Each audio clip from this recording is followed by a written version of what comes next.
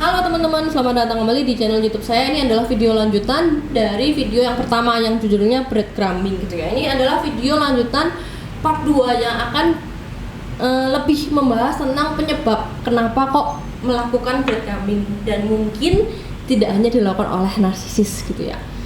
Nah, untuk sedikit refresh, breadcrumbing itu tanda-tandanya mungkin bisa menjadi pelengkap dari video pertama gitu ya. Kayak misalkan yang tadi intens banget tiba-tiba jadi jejarang-jejarang, yang kalian sebenarnya sharing interest bersama tapi tidak pernah jelas mau melakukan bersamanya kapan, ngajakin hangout bareng tapi nggak jelas kapan, memberikan harapan tapi semuanya blur, nge-like IG lu tapi nggak bales chat lu. Aneh banget ya. Chat pakai tanda-tanda, gambar-gambar, emoji tapi tidak menjawab pertanyaan. Ada juga yang breadcrumbs ekstrimnya tertarik cuma urusan seks doang tapi tidak tertarik dengan pribadi Anda. Nah, itu termasuk breadcrumbing gitu ya. Nah, di dalam video kedua ini mungkin akan muncul pertanyaan, terus apa sih modus orang melakukan breadcrumbing atau motivasinya, penyebabnya apa gitu ya Kak. Nah, untuk menjawab pertanyaan ini sebenarnya ada 5 sih yang menjadi jawaban menurut saya gitu ya. Apa gitu orang melakukan breadcrumbing penyebabnya gitu ya. Nah, nomor 1, kalau untuk urusan narsisis yaitu emang mereka lack of object constancy, tidak melihat seseorang secara utuh, dan lack of whole object relation, sehingga black and white thinking. Ketika kalian dicat putih, kalian akan dikasih remah-remah yang kepingannya lebih besar, tapi kalau kalian lagi dicat hitam, kalian akan dipandang menjadi sisi yang negatif. Pastiin kalian nonton video tentang lack of object constancy dan whole object relation gitu ya. Kemudian yang kedua, ini mungkin nggak cuman untuk narsisis atau mungkin orang yang spektrumnya tinggi, bisa juga ya.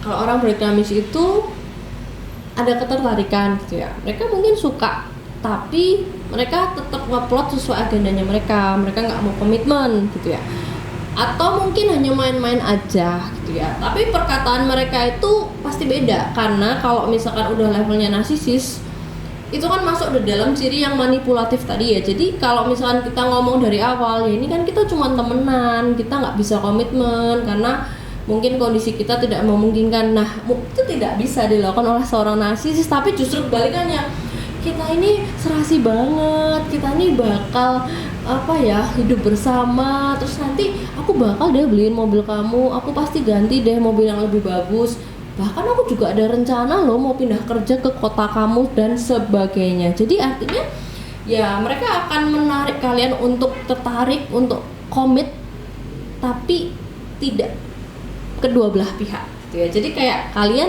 in that commitment tapi dianya enggak gitu ya. Kemudian yang nomor 3, setelah berjalannya dia punya banyak supply dan beberapa orang yang dekat gitu ya, tapi tetap breadcrumbing kan. Kenapa?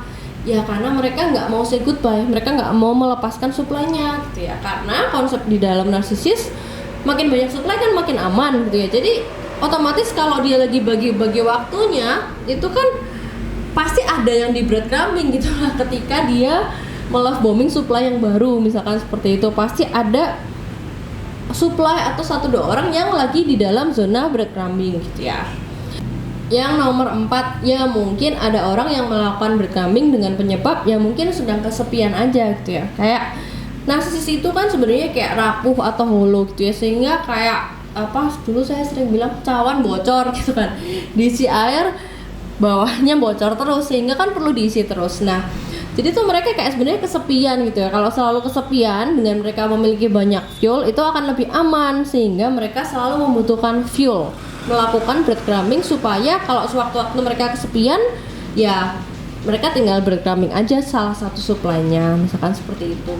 Kemudian yang nomor 5, kenapa kok mereka melakukan breadcrumbing terhadap Anda? Ya mungkin karena memang Anda secondary supply atau hanya cadangan. Tapi nggak enak banget ya kalau ngomong cadangan atau ban serep gitu ya, agak nggak enak banget. Tapi ya kenyataannya memang seperti itu. Jika pertanyaannya kenapa sih orang melakukan breadcrumbing ya, jadi jawaban dari pertanyaan penyebab adalah narcissist, lack of object potensi dan whole object relation. Nomor 2 memang nggak mau komitmen. Nomor 3 nggak mau say goodbye juga.